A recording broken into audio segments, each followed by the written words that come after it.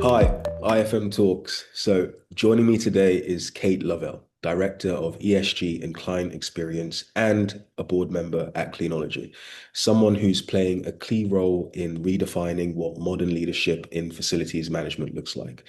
Kate leads the company's sustainability, social impact, and client strategy, bringing over 20 years of marketing experience to a role that sits at the intersection of commercial thinking and purpose-led leadership.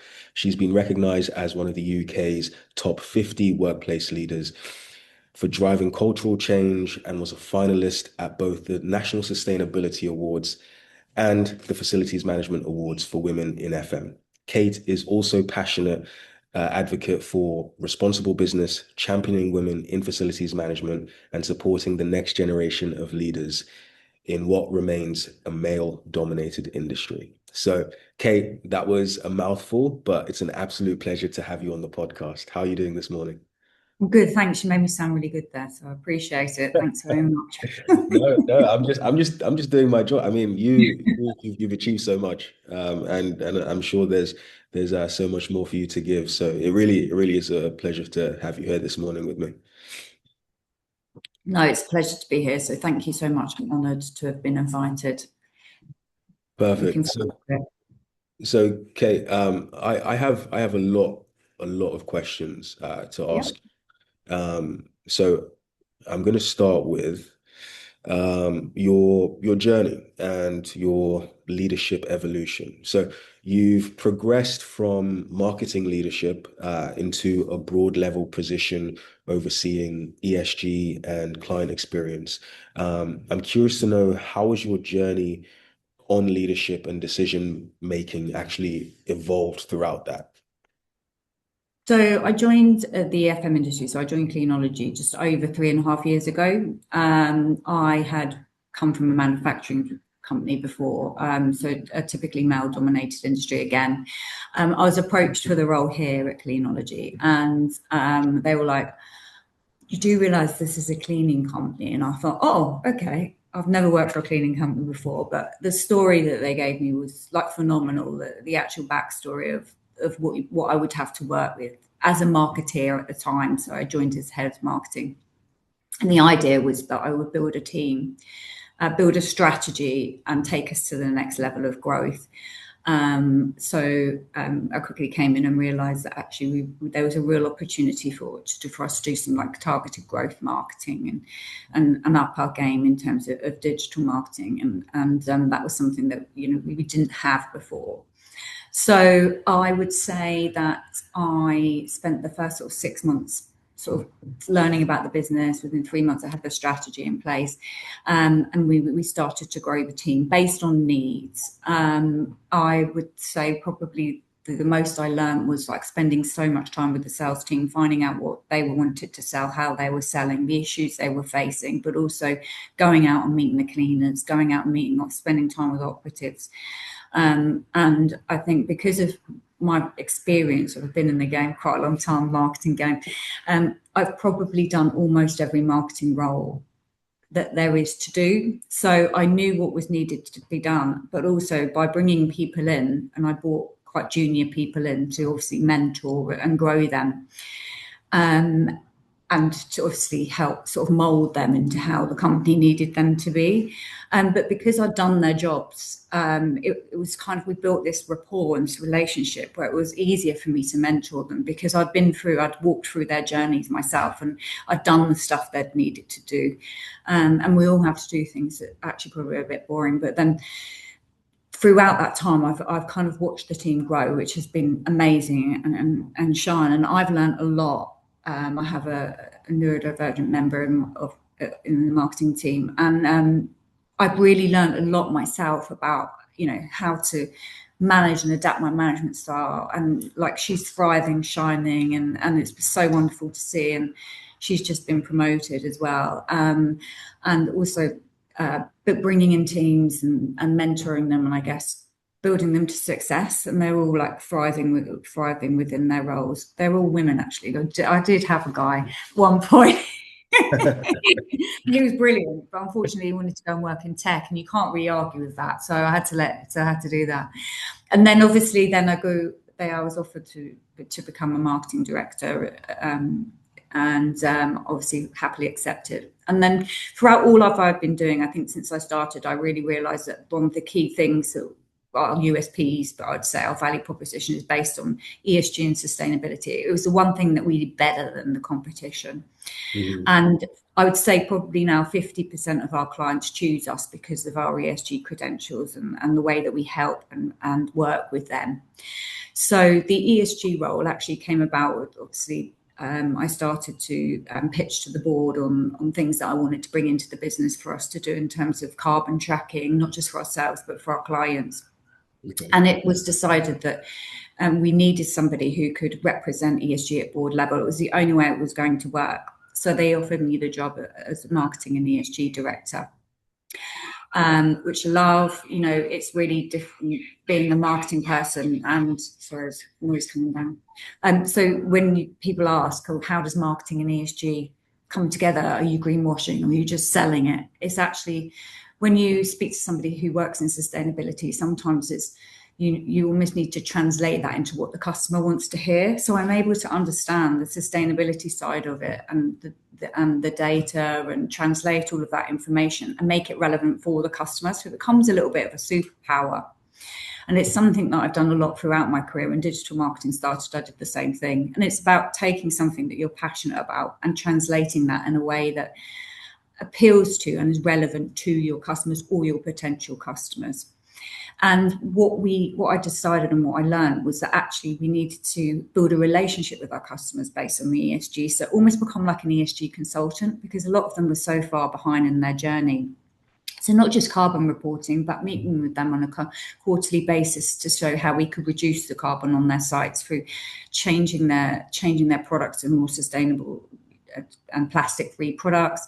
We would trial them, and then we would then report on the reductions, but also just being there for them, because a lot of the facilities managers have to report to someone or report to sustainability committees, or their bosses are asking them what they're doing about sustainability. So I've always said to the client that it's my job to really make you look good in front of your bosses. So listening to them, giving them advice, helping them. We've helped customers with their Planet Marks accreditations, their EcoVadis, their B Corp, anything that they've needed, we've done. I think that's what's really kind of set us apart from the rest of the competition. And I think that's why, obviously, recently, the end of January, actually, I moved into a new role for a period of time now. So I'm looking after ESG full time. I'm a director of ESG and Client Experience, because what we were finding is actually we need to look at the client experience from the moment they contact us. So through every tender period, every conversation we have with them, right through to when they're in contract, when we're working with them day to day, and we need to be there for them throughout that journey. And we need to represent that at board level. So I will actively go out to clients. I will speak with them. I will say sit outside of the operations team, reporting to the CEO, so they feel that if there's something that they're not happy with or they're really happy with, they have someone outside of their day-to-day that they can go to who will actually do something about it. And so far, that's really resonated extremely well. And again, we've started to embed a lot more ESG strategies within them, and otherwise they probably wouldn't have seen that. So I'm able to I probably see about 4 or 5 clients a week now. And for that, I come with like ideas of innovations and ESG reductions, and they're all really susceptible to it. And I think it kind of excites them, I think. So that's really where we are now. That answers your question. Yeah, I think it answers my question and then some. You you said a lot there, and I made a couple notes down. I appreciate that you actually came in and you worked closely with the sales team. In many organizations, marketing and sales sort of work in a silo, so you actually got to be on the ground and experience what they go through on a day to day. I also like the idea of mentoring and leadership sort of work. It's a two-way street. Like, they learn a lot from you, just as much as you learned from them, or they helped to mold your sort of managerial style, your leadership style. Um, Congratulations on the new role. And I also like that you came into the organization, you saw the way how the market was going, and you pitched your role basically. Like you created that role for yourself. I know that you have some past experience like working for a global firm that arranges like CEO and director sort of events. I'm curious to know like how was that experience like actually going into the boardroom and basically selling yourself again, even though you already had a job. I mean, I've done it every single business. It's something that I've always tried to do. I mean, I wouldn't go for a job that I didn't think I could make a difference. And I think I was at AXA for 13 and a half years. And when I left, I spoke to the sales director and said, look, what should I be looking for? And he said, just go somewhere where you can make a difference, because that's what you're really good at. And I think coming in, assessing what needs to be done, finding something that we do and that we could really build on that no one else in the business is doing or has the time to do. Like, find your niche, within any business. Find your niche, find your little USP. And I said to them, we need to be doing this, because I was actually I go out on tender pitches. So I pitch as if they have an ESG need, as a business, if they have an interest, I go along. And I pitch with the sales team. So I know what the clients and potential clients are saying. I also know what our existing clients are saying. So I knew that there was a need. There's also a need for us as a business to start tracking what we do, because if you're going through procurement systems or tendered opportunities, you have to be seen to be doing the right thing yourselves. And we weren't doing any of it. We were doing everything. It was embedded within us. From top down, everyone loved it. We all said we were great at sustainability, but we had no proof of it. So it was about kind of, right, we're doing all this great stuff. Where's the governance? Where's the proof? And so, yeah, I at the time was on the senior management team, and then I pitched to the board at the time there, and it's the senior management team. And they said, right, come and pitch to the board. So I did, and I'll be honest, because I did it properly, did my research. I spoke to several different people, several different businesses that had done it. And I explained to them what it meant and what it was and what we needed to do. And they were like, brilliant, go ahead and do it. And I think if you take them along the journey and take them along the story and show them the commercial value, which is obviously what the board wants, and the return on investment, and what it would mean to the clients, and what it would mean to the growth in sales, I think it's a lot easier to convince them. And it's something that I've done throughout my career. My previous job in COVID, I had to pitch for us to have a digital first strategy to a private equity owned business, and they signed off 250 grand worth of investment, and because we couldn't sell anywhere else. So it's kind of like finding that niche. Find your niche, find out, like, experience the business, look at what no one else is doing or can do, and just being a bit entrepreneurial about how you go about it. But building relationships with the right people, talking to them, getting their advice. Our chairman, Dominic, he's so passionate about sustainability. I mean, he got a green, blue, Peter badge. We always joke about it. But he used to have a recycling business as a kid. So I talked to him about it. I spoke to him. I said, I really think there's a need for us to do more. And he was on board. So then it's sort of a lot easier to kind of influence everybody else, I think. Mm, I love that. And yeah, you mentioned your chairman. I particularly love the story how he started the business Yeah. with his mum and everything, and now he's sort of given the reins over to your new CEO. I am curious though, with your extensive marketing experience, how does that enable you specifically to approach ESG differently, particularly when it comes to driving engagement and real behavioral change? I think it's about almost translating. So if you speak to people who are extremely passionate about sustainability, who live and breathe it, who have degrees in sustainability, they are amazing. And it's about taking what they say to you and what they're telling you and what they're giving you, and almost translating it in a way that the client and the customer, or the potential customer, if that's internal or external, understands. And it's also knowing about what things to do and what not to do that's important for you and for your customers.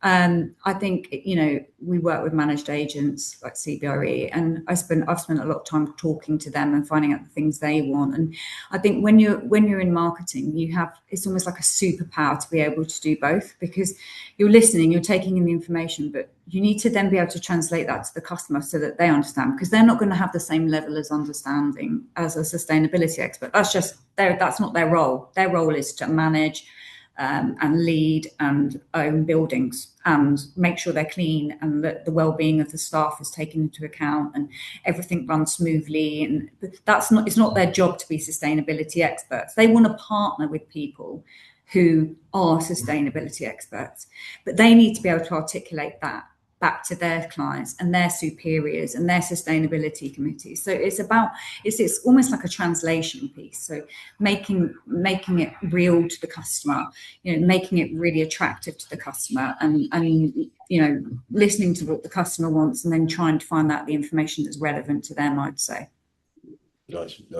And going back to like your marketing, anyone that's seen the Cleanology staff at an event, I would personally say you guys are some of the best dressed people.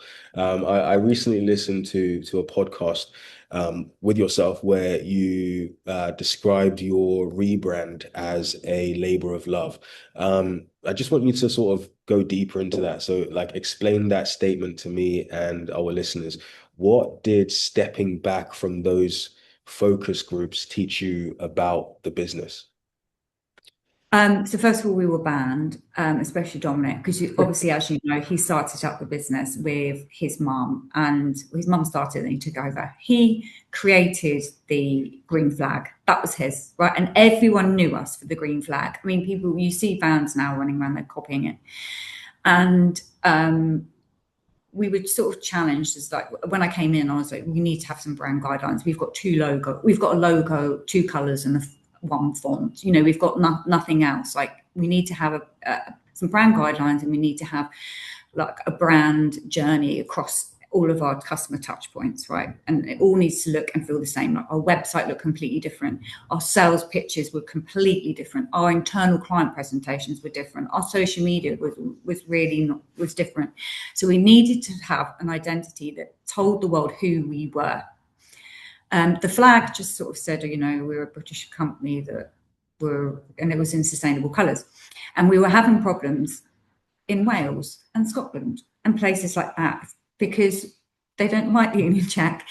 So we were being challenged on that. And I would say it was a labour of love, because Dominic's the founder. So it is a very, very, he loves the brand. He is the brand. Like, working with him, I've learned so much. And he's so passionate about it. So for him, it's so important. And for me, as a marketeer, the brand is so important. Like, however we speak, however, all of our interactions with clients need to show who we are, right? Not just the logo, everything else. And I think the business just thought it was just the logo, but it goes a lot deeper than that. So we stood out. So that the people that work with us, so we bought the Living Wage Foundation, the Hygiene Bank, all of our charity partners. We bought suppliers.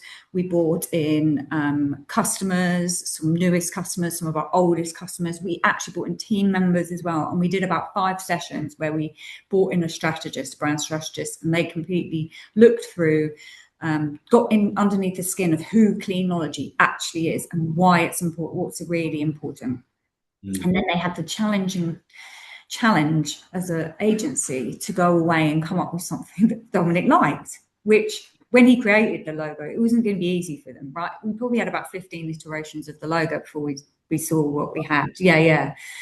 And I think the agency had real anxiety. Apparently the lady who designed it had to go on holiday and go away, and then she came back and she was like, oh, I know what it is now.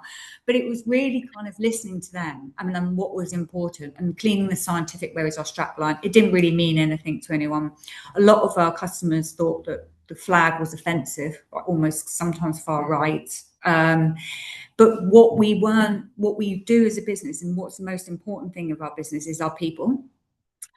And we weren't bringing them out enough. We weren't showing our people in the way that they need to be, which is natural. They're fun, like you say. Like whenever we go to an event or wherever we go out, like, our people are real, they're diverse, and we're so proud of that. We've got an 82% ethnic diverse workforce, which is something we embrace throughout the business. We love the fact that that's the case.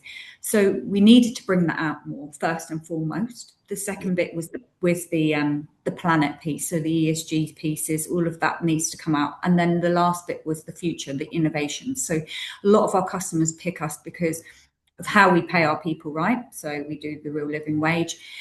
We treat them right, we mentor them, we promote from within, we have a really high 94% retention rate, and we look after our staff, we train them, from day one, they're put on a training schedule, and we do a lot of things, programs for cleaners as well. I'll go into it later, but there's lots of stuff that we do to really invest in our people. And then the planet piece was obviously my area, which was with the ESG stuff. So being better than being there for our clients and for ESG. And then the future piece was the innovations that we put in place within clients' workplaces that make things easier or make cleaning more efficient.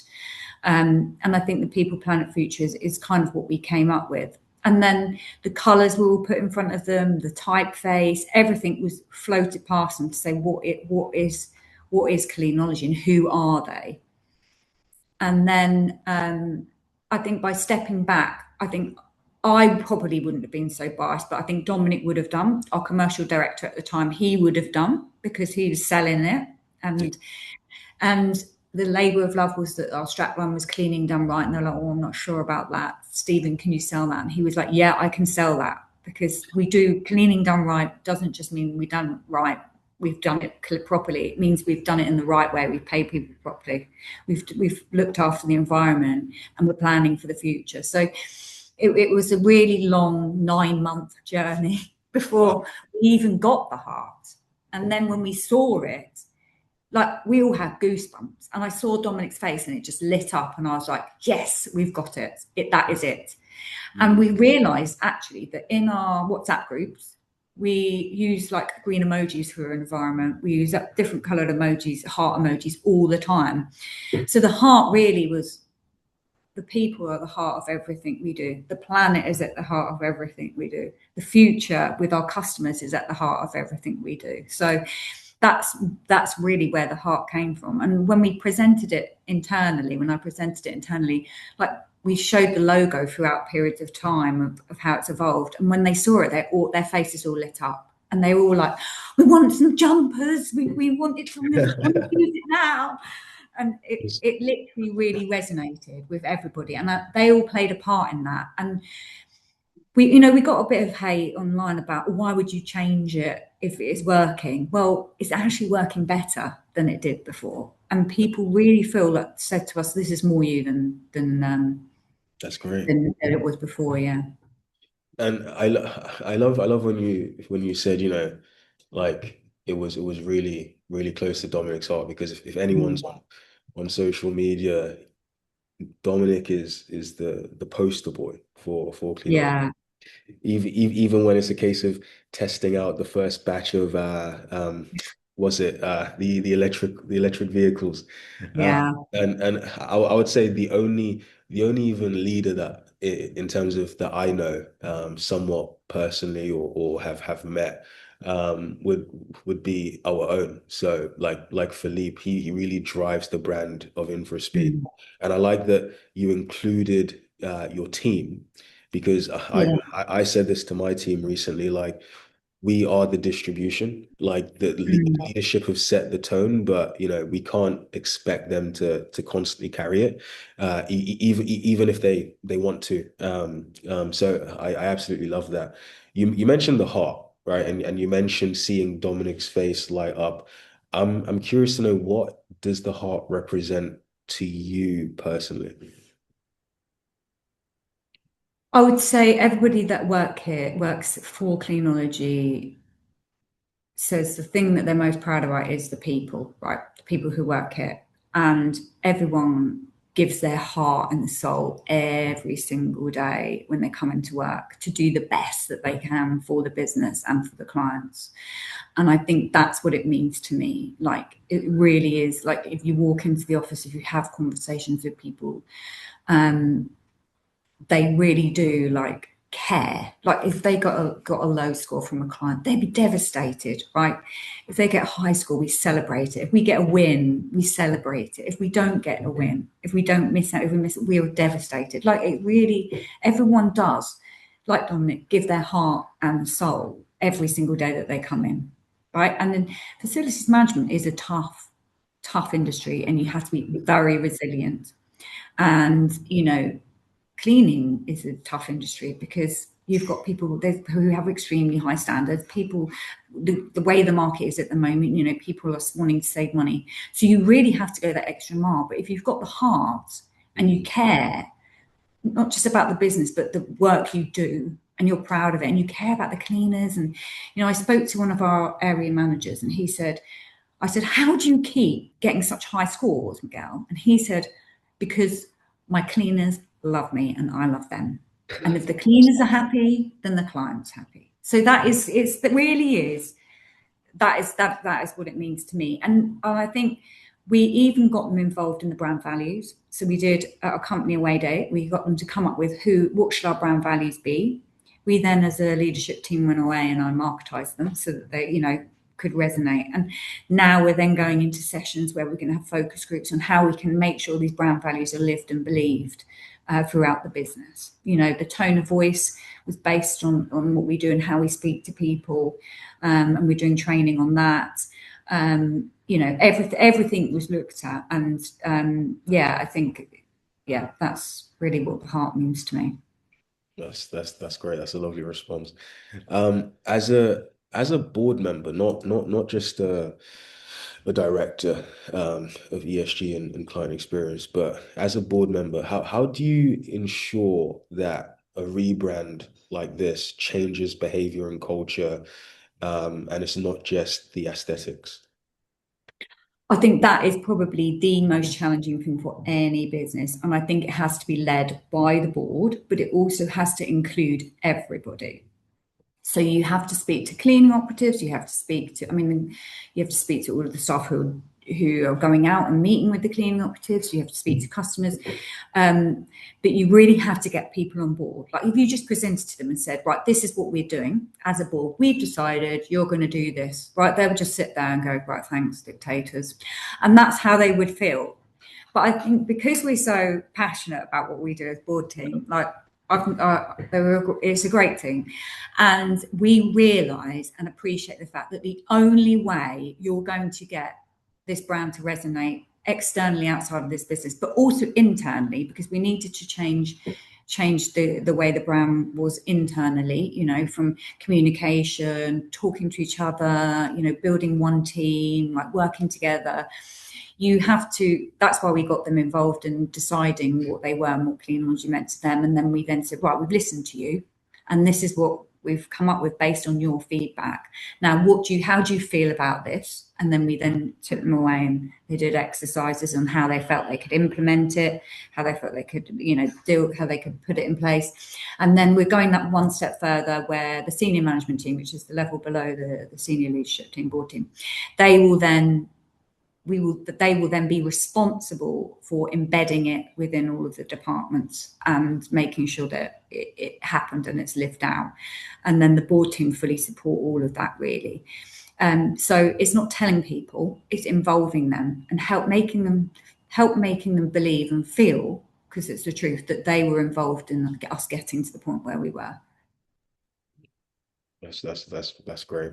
So I'm learning a lot of things, and I'm sure our listeners are too.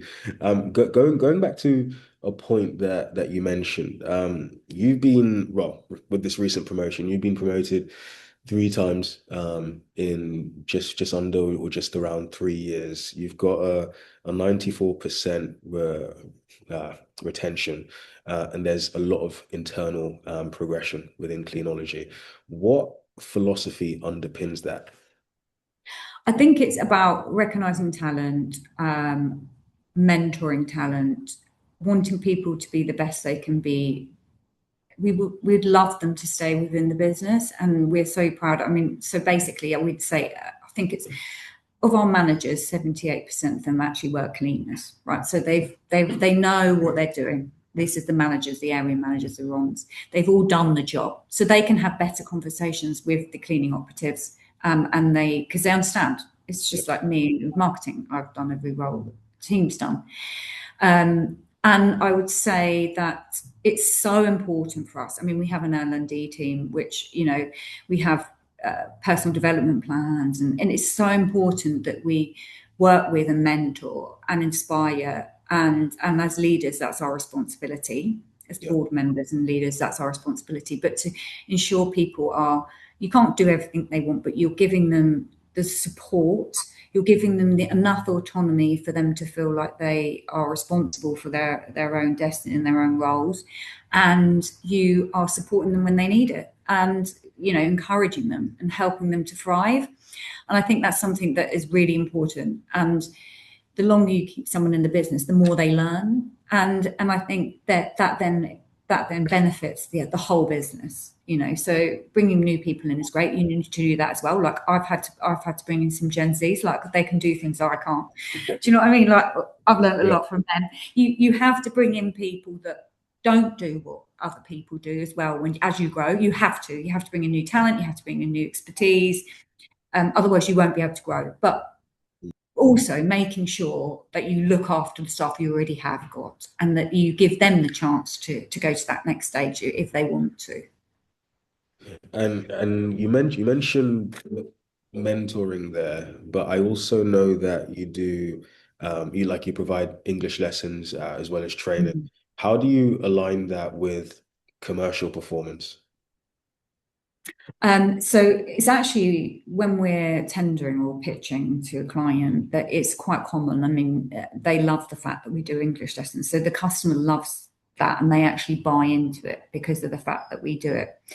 There's also the fact that when they're on site, and they need to be able to communicate with the cleaners themselves if there's no supervisor or ever around. So it gives the cleaning operatives confidence. It makes the client's job a lot easier, so it increases customer satisfaction. We also have a hospitality hero program where we identify cleaning operatives that we feel have real potential to go on to become supervisors and then managers, and we put them through a real intense training program. I would say intense, it's not horrible, but it's fun for them, and it's really for more sort of sites where the client wants the cleaning operative to be part of the team.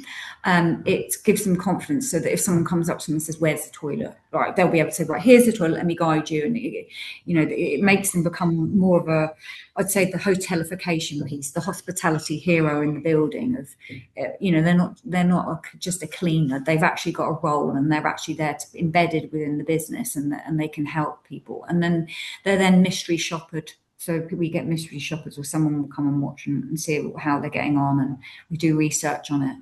And they go through the training program, and then they graduate, and then we also put them forward for like industry awards and things like that. So, and then they get promoted as a result. So it's programs that we have that other people, that's exclusive to us, that we're really, really proud of, I think. And I think, just enabling someone to be able to communicate with somebody in their workplace, it gives them the more freedom, and they're more happy, and they're less self-conscious. And I just think it's really nice that we do that. 100%. I mean, that's a great culture that you guys have built throughout the years. And I'm curious to know, from your perspective, at what point did you realize that culture had become a genuine competitive advantage for Cleanology? I think in my interview, I did say to the commercial director, "Why are you here?" And he said, "Well, as a salesman, I have an amazing story to tell, and it's a true story, and I completely believe in it." And that's really, as a marketeer and as a salesperson, that's what you want, isn't it? You want something that you can sell. And I think when I came in, I did like a lot of research on our competitors because I was new to the industry. I've never like been in an FM before. Like, who's this girl? And I did a lot of research, spoke to a lot of people, went to a lot of events, and looked at what they're doing. Also, we do a lot of awards. So we apply for a lot of awards. We win a lot, but we also don't win some. So when we don't win them, I'll then take a deep dive. Why didn't we win it? What is it that someone else is doing that we're not doing? How can we do it better or differently to give us that competitive advantage? And I think you learn a lot more from not winning something than winning something, if that makes sense. Absolutely. And you have to be able to take on feedback. So if you lose a client or you lose a tender pitch, I will always try and go out with the salesperson to find out why. And I've learned a lot from that. So I think it really is kind of listening, learning, and thinking, what can we do better? Don't try and follow, but actually, what can we do that will make us have that edge? Mm. In one of your interviews, I believe it was with the FM director, you said you're not just ticking boxes, but you're walking the walk. And this was with regards to ESG. What does that look like operationally day to day, from your angle? So you can greenwash people and say, right, we do all this. So from day one, the cleaning operatives were changed on sustainability and the sustainable products that we use. As standard, we use all chemical-free products. That's what we offer as a standard, right? Yes. Consumables, obviously, the client buys, and we work with them to make sure that they're the most sustainable, like consumables that we can possibly find. I found out that a lot of them buy bleach and Viacal on the side, so we try and find alternatives for naughty.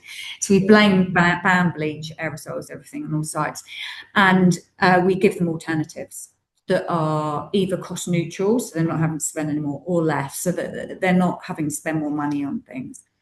And we regularly train all of our operatives. We go out and we do recycling training, waste training.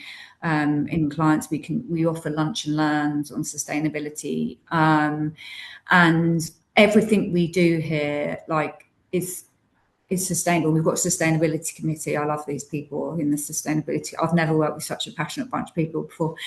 And I regularly do talks on it and the importance of it at all of our company meetings and our academy. Do have academy days where I present on it. But the sustainability committee are extremely prevalent, and they come up with ideas. They've come up with a complete program of volunteering for our clients, which we never had before. I asked them to come up with ideas. All of their ideas we've looked into and we're implementing.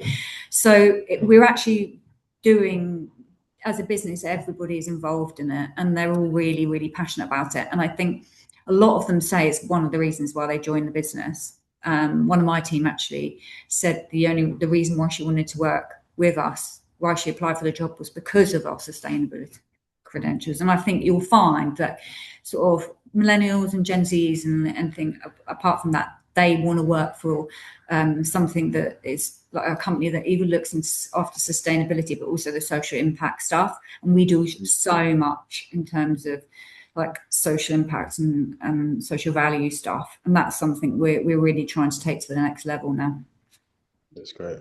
And based on that, has ESG ever directly influenced the contract win or deepened an existing client relationship?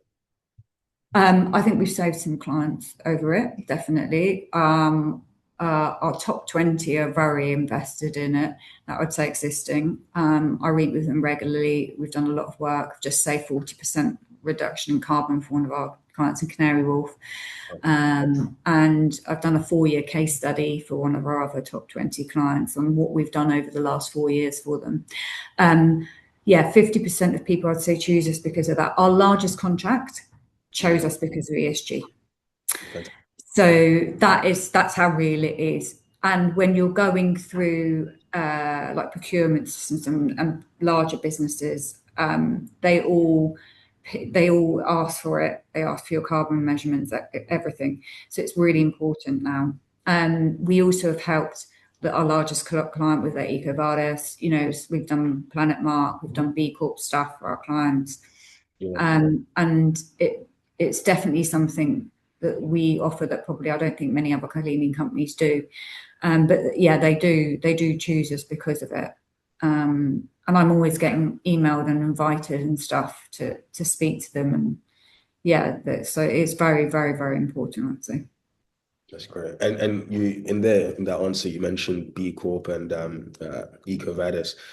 As you work towards B Corp, you know, and as well as the science-based targets, the EcoVadis milestones, what has been the most challenging internal shift?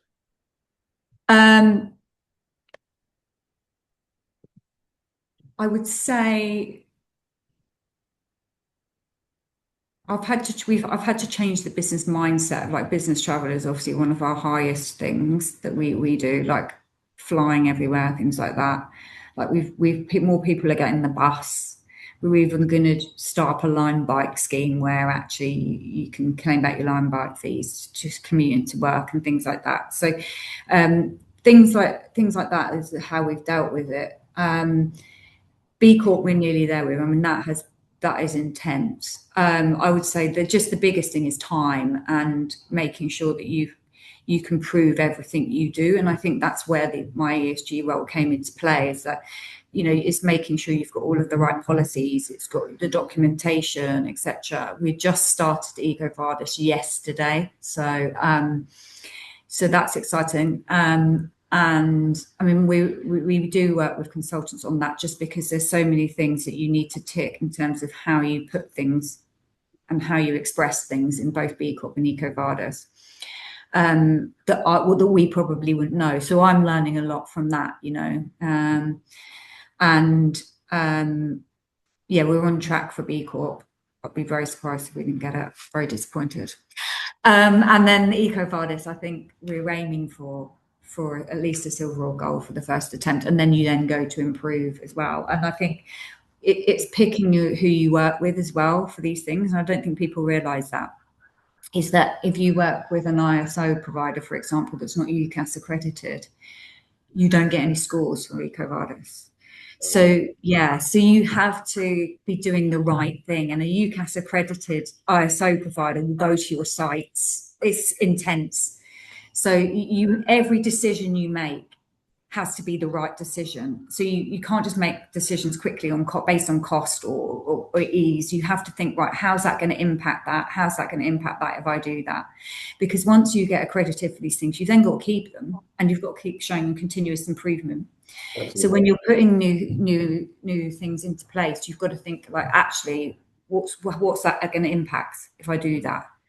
And I have to regularly challenge other people in the business about that, because they'll be like, oh, but it's more expensive. I'll be like, yeah, but then you're not going to get platinum if you don't do that. And it's coming up with a reason as to why you have to do it. And sometimes you have to do it, like I say, take people along the journey, and it takes a bit longer than you think. You just have to be really patient. Absolutely. And going back to industry and cultural change. I said in my introduction that you are nominated for driving cultural change. What does cultural change truly look like in facilities management today? I mean, I think I went to a meeting. I won't mention who it was. I went to a meeting once, Yeah. and I sat there, and this woman said that if 5 years ago, if she'd have spoken up in a board meeting, she would have been chucked out. And I was just shocked that, that this is going on. Every event that I went to was all men, and which is fine, but there was no female representation. And I felt like women were almost afraid to go to these events because they're so male dominated. They almost felt scared to. So I started speaking to people and finding out why they didn't go, or if they'd explored any other avenues. And they all said that, yeah, they just were put off, and that they felt that they didn't feel comfortable going. And I think a lot of women and men suffer from imposter syndrome, and I think that's actually extremely real. I believe that you've got to like someone told me the other day, you've got to treat it like an ASBO. Get rid of that chain around your ankle. Because you earned your seat at the table, you got the job, and you deserve to be there, and you have to keep telling yourself that. But I think driving the culture, I think within the industry, was really about the fair pay stuff, like treating people fairly, the diversity piece, like embrace it. Like you learn so much from different cultures. I love living in London. I'm proud that I live in London. And all the different cultures and people that I meet each day, right?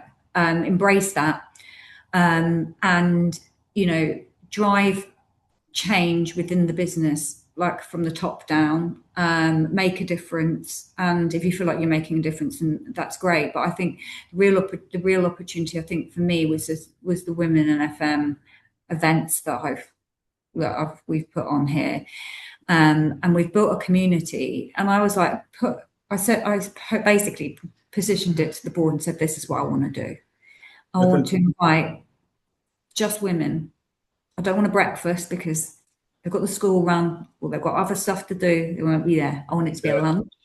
I want them to come along. I want them to have wine, whatever they want to eat. I want them to have a really wonderful time and network with each other. We co-hosted one of our biggest clients for the first one. And then the second one, we invited the Glass House, which is female prisoners, helping female prisoners get back into society by growing plants and putting plants into offices. And they brought a prison leaver who gave her story, and we're doing one on imposter syndrome next month. And it wasn't just the talks and the things and that it was the fact that everybody loved it. They all wanted to connect with each other afterwards. They were like, wow, this is so wonderful to meet people who are on the same level as me, who feel the same way, who feel uncomfortable with going to these events that have been for women organised by men, and they literally just want to go and have a nice lunch. They all WhatsApp each other, they help each other, they give each other advice. We now want them to bring someone who's more junior to them, so that every time they're bringing somebody new that we can inspire, and inspire the next generation of females to come into the industry. I think it's getting better. I mean, in the last 3.5 years, I think it's better than it was. But to hear that lady, I think it was like at the beginning of my career here, I was like, really, does that actually happen? And it is a bit like the boys' club. And, it's about kind of changing that, because, women have a part to play. And when I go to tenders and pitch the Women in FM event, the women are laughing. They're like, yeah, this is brilliant. And I apologise to the men in the room, and I'm like, sorry, we do stuff for you too. And they laugh as well. And it goes down so well. And they're like, yeah, I really want to be a part of that. Like, it's really inspiring. And you don't realise that you need it until you do it. I think that's the thing. Is everyone just gets on with their daily. And, it's something that I'm super proud of. I'd love to do more of. I'd love to do more events and encourage more women to come. And the girls that work for me, like, they're like, oh, it's so inspirational, of the thought of that, of being able to be a part of that, and empowering them to have a voice and to challenge things, whereas before they wouldn't feel comfortable in doing so.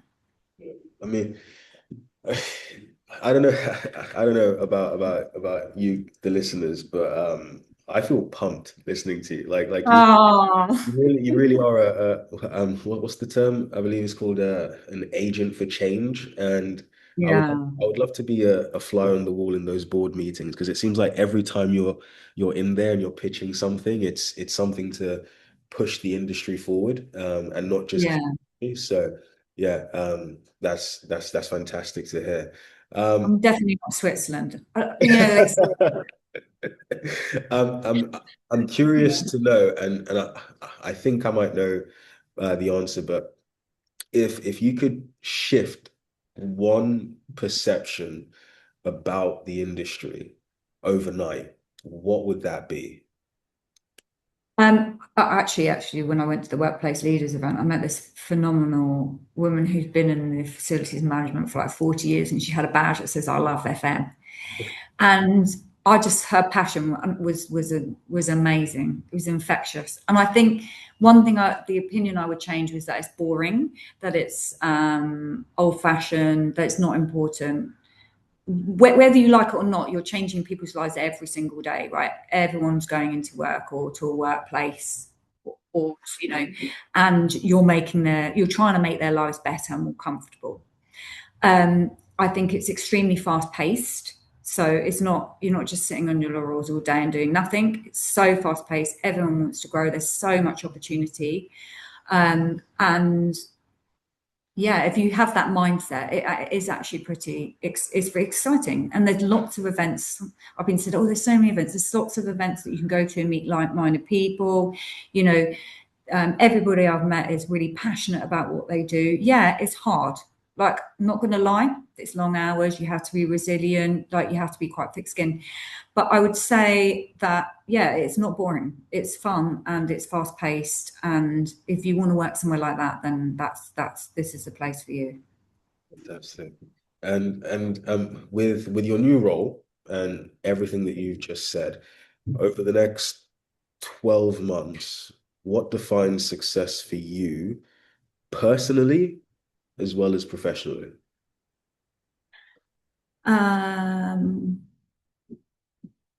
Personally, I would say that I would continue to make a difference, and challenge things, encourage others to challenge things, build communities, more communities, where people who are experiencing the same things can talk and get together and help each other through stuff, because things are tough, life's tough. And personally, I would say to inspire people, I'm a very positive person. Our new CEO says to me, "You're not really a glass half full, you're far more than that." And it is, I know it's probably a bit irritating. But personally, just to feel like I enjoy getting up every day and making a change. That is as simple as that. And that in 12 months' time, I can say that I've made a difference and that I've delighted our customers. We brought on some new business and we've grown. And hit our growth targets, but also hit our retention targets as well. Professionally, I would say that. Professionally, just to learn more. I love learning. I love listening. I have a learner brain, so I take a lot of information and skim what I need. But I love learning new things, and that's why I find things like ESG so fascinating. Is that there's always stuff to learn. And I think really. Yeah, mentoring more people. I'd love to mentor more people and help them and advise them in their careers as well. Lovely. And just one more business question before I end it with a personal one before we move on to the cheers or not segment. I know Cleanology is moving into new cities throughout the UK.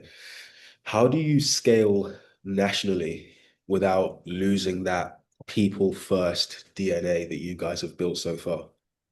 So we grew really fast, and what became quite important was that everybody felt part of the Cleanology brand, and that was really, really important, no matter where you are in the country.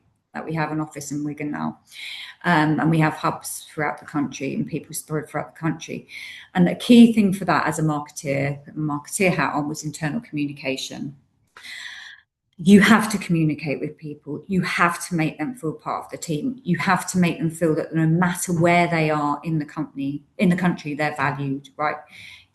I've been done tours of the north and things and gone and seen cleaners on site, and they're like, "Wow, you've come from London." Like, just making sure that you go and turn up and you see people, you bring people down. We do regular town halls, so we're constantly sending out communications. We do newsletters. We have screens which are on the walls of all of our offices, which feed information, messaging, and success stories. And we have incentive programs, like we have a superstars plane, where if you go above and beyond, you get a seat on a plane to go on a trip to Europe. So it's basically making sure that everybody feels part of the business. And I think that's really, really difficult for any business. But I think that's something we've really got to grips with. And we do have operational directors that look after national accounts, and I think that helps. So they're not just London based, they're going around the country and looking after the accounts. So each key account gets that one person, no matter where they are in the country, and they, you know, that team below them feels like they're supported by one person. They're not being dictated to from London. I think that's really, really important. Fantastic. And okay, and our final question, because I know you've been on the hot seat for a while. You've spoken publicly, very warmly and generously about Baroness Karen Brady, as well as a lady called Kerry Ann Dilly, which I really admired, and I'm sure they appreciate it as well. I'm curious, when you look back and talk about, or more specifically, when people look back and talk about Kate Lovell in 10 years, what do you hope they say about you? Wow. Okay, so Karen Brady, phenomenal businesswoman working in a male world, right? Love. I'm a massive football fan. I think what she's done is like phenomenal. Like, I don't support the team she looks after, but you know, I just really admire her as a businesswoman. I Uh-huh. think she comes across really well. She's professional. Kerry Ann is someone I extremely admire. I've met her. She has gone from CBRE to JLL, and I think what she's doing at every business she's been to is amazing. JLL for me, I went to an event that they ran in Amsterdam, and then it's what they're trying to do and what they're trying to do with their people is super impressive. She's very, very impressive. She's so positive and motivating, and she came over and said some things to me that really made my month, you know, which was lovely feedback and really encouraged me. And I think that's how I would like to be seen in 10 years' time, in 1 year's time, is that I'm an encourager. That's, I was born and bred an encourager. I come from a family full of it, right? I don't say, if I can't say anything nice, I don't say anything at all, right? There's no point. You can always find something nice to say about somebody, but just encouraging people, like, to be better, but also to really achieve their goals, inspire them to get up every day and think, oh, you know, I'm going to go for that promotion, or I'm happy where I am. And it's okay if you don't want to get promoted and you just want to do the same job. That's great too. And Yeah. you smash it and encourage them to smash it. But being able to do what they do, where they're leading businesses and they're making a huge difference within those businesses and within the business world, as females, really.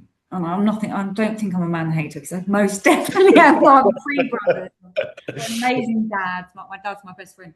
So I'm really not like that at all. But I Yeah. just think that as a woman, if I can inspire other women to just, yeah, be encouraged and, yeah, smile and feel good about themselves.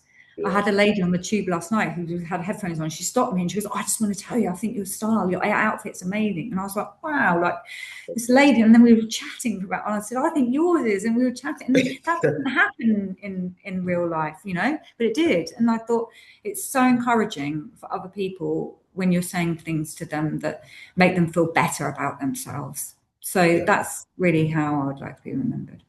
Nice. And for anyone listening, if you're a British citizen, I'm putting out a petition today to nominate Kay for MBE. Okay? That's what we're doing. That's what we're doing from now on. Okay, fantastic, Kate. That was lovely. We're moving on to the chairs or not Yeah. segment. For anyone who hasn't listened to the podcast before, this is the chairs or not segment. It's a quick fire round. We're going to keep things punchy and fun. I've got 4 questions to ask Kate. If she agrees with it, she says cheers. If she doesn't, she says no. And she also has the opportunity to expand on her answer. So, Kate, are you ready? Yeah, I'm ready. I'm there. I'm here for it. Okay, so question 1. ESG is now a commercial necessity, not just a moral one. Cheers or not? Unfortunately, cheers. I wouldn't say unfortunately, it is cheers. It would be nice if it was a moral one, but commercially, I don't think you can survive without embedding ESG within your business, because that's where the government wants you to go. And every business that you try and work with wants you to go that way too. And it is the right thing to do. Let's just say it is definitely morally the right thing to do. So I'm pleased in a way that it's been made important commercially too. Nice. Okay, number 2. Internal promotions should always come before external hiring. Cheers or no? I think cheers to a point. So I think internal promotion should always mentor and like help your staff improve, give them the pathways that they need to do to. I've been very blessed in the businesses that I've joined that I've always had promotions. So I think it's really important that you nurture the talent that you have. Don't if you can stop it from leaving, then that's really, really important. I also think you do need to bring people in along the journey, like we've mentioned before, who can't do the things that you can do as a leader, or who bring a new, fresh perspective, because otherwise you're not going to grow. But I think internal first, then external. Fantastic. Question number 3. B Corp will become an industry standard in the next decade, especially in cleaning. Cheers or not? Currently not. Yeah. In the future, cheers. Currently, you as a cleaning business, like, it's great to have. It shows that your business is ethical and sustainable and brilliant. But in terms of commerciality, there's not as many B Corp businesses as there are EcoVadis businesses, for example, and procurement supply chains prefer EcoVadis. So I think B Corp basically is about showing that your business and your brand is ethical and you're doing the right things, whereas EcoVadis is a necessity for your procurement supply chains. That's it. Now, last one. Especially if you live in a vibrant metropolitan city like London, diversity initiatives should be directly tied to measurable KPIs. Cheers or not? I'd say cheers, but you have to make sure you're not just ticking boxes and doing it just for the sake of it, right? We've talked about this. We don't just do one initiative here at Cleanology. It's embedded throughout. We embrace it. It's part of our business because our people are so diverse, and we love that, and we think it's wonderful. So my concern about adding it to KPIs is that you're putting yourself and you're doing things that just for the sake of it, whereas actually you should be doing it because it's the right thing to do. Okay. Kate, you could take a deep breath. All right, guys. Thank you so much for listening to the IFM podcast.